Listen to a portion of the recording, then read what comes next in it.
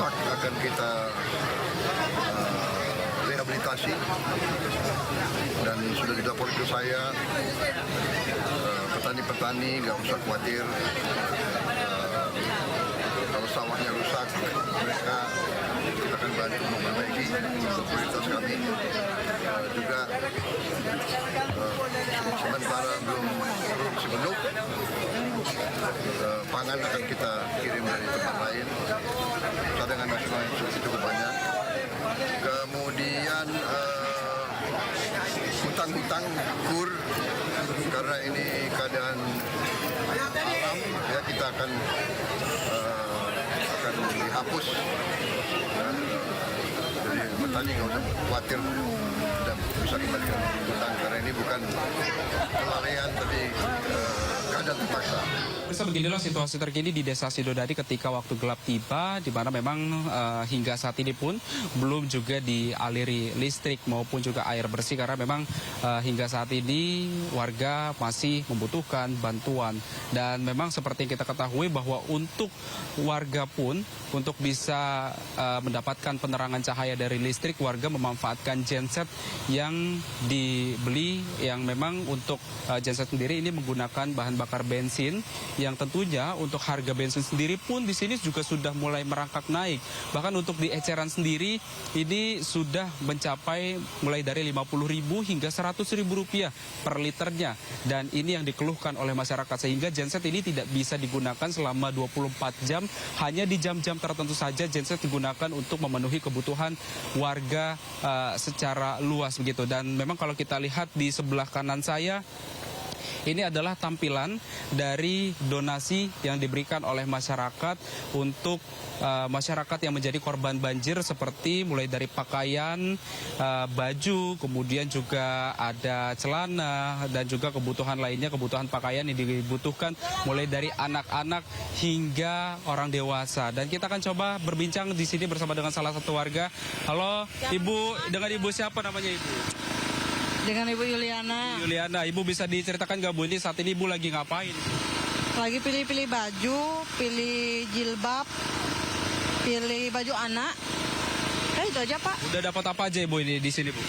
Udah dapat jilbab, baju anak, jilbab, baju-baju anak. Udah itu aja Pak. Memang pas lagi banjir ini nggak sempat menyelamatkan pakaian apa seperti apa sih? Ada yang bisa diselamatkan, ada juga yang terendam Pak. Tapi kalau dibilang ya banyak yang terendam baju-baju anak-anak. Pas lagi banjir saat itu setinggi apa Bu untuk di rumah Ibu sendiri? Kalau untuk rumah itu rumah tenggelam Pak.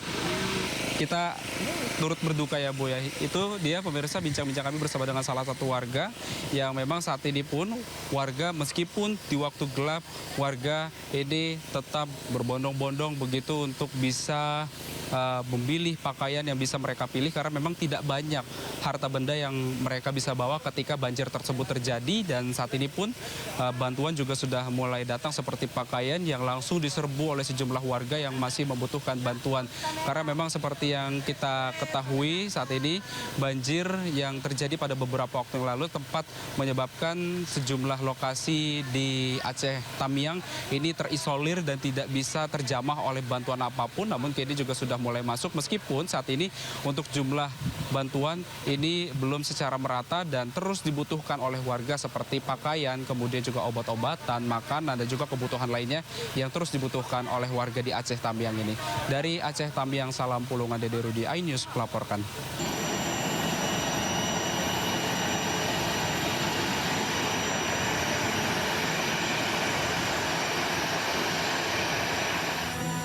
Presiden Prabowo Subianto kembali meninjau lokasi terdampak banjir bandang di wilayah Aceh. Tiba di Bandara Internasional Sultan Iskandar Muda Aceh, Presiden Prabowo disambut oleh Menteri Pertahanan Syafri Samsudin dan Gubernur Aceh Muzakir Manaf. Dari Bandara Sultan Iskandar Muda, Presiden Prabowo beserta rombongan naik helikopter ke Kabupaten Biren untuk memeriksa jembatan Bailey dan meninjau posko pengungsian. Kunjungan ini dilakukan untuk memastikan percepatan penanganan darurat serta pemulihan di daerah terdampak bencana. Presiden juga memantau distribusi bantuan, evakuasi warga, serta langkah pembukaan akses jalan. Ini kita lihat salah satu jembatan Bailey. Mereka kerja terus, diharapkan 1 minggu sudah bisa buka. Dan dari sini bisa terus untuk membuka 3 jembatan yang menuju Bener Meriah dan Tegangan ke atas. Tapi ada jalan lagi dari Banda Aceh. Itu mungkin lebih ringan karena hanya tiga lokasi ya. Tapi kita lihat semua usaha kita kerahkan ya. Nanti semua jembatan kita akan perbaiki. Mudah-mudahan 1-2 minggu ya. Kita kerja terus karena masalahnya adalah tembus ini baru kita bisa kerja yang selanjutnya. Jadi tadi dilaporkan bendungan juga banyak yang jebol. Nanti PU ya segera akan memperbaiki.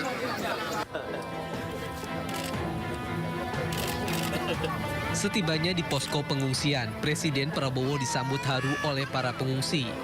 Ratusan warga berebut untuk bersalaman dengan Presiden Prabowo. Tidak hanya itu, Presiden Prabowo juga menyempatkan diri untuk melihat kondisi dapur umum di pengungsian untuk memastikan kesiapan makanan untuk para pengungsi. Presiden Prabowo juga sempat mencicipi makanan yang disediakan untuk para pengungsi. Dari Biren, Aceh, Tim Liputan iNews melaporkan. Kepala Staf Angkatan Darat, Laut, dan Udara. Rapat terbatas dengan sejumlah menteri dilakukan usai Presiden Prabowo Subianto melakukan peninjauan dampak banjir bandang di Aceh. Rapat digelar di Posko Terpadu Penanganan Bencana Alam di Aceh di Landasan Udara Sultan Iskandar Muda Aceh Besar Aceh.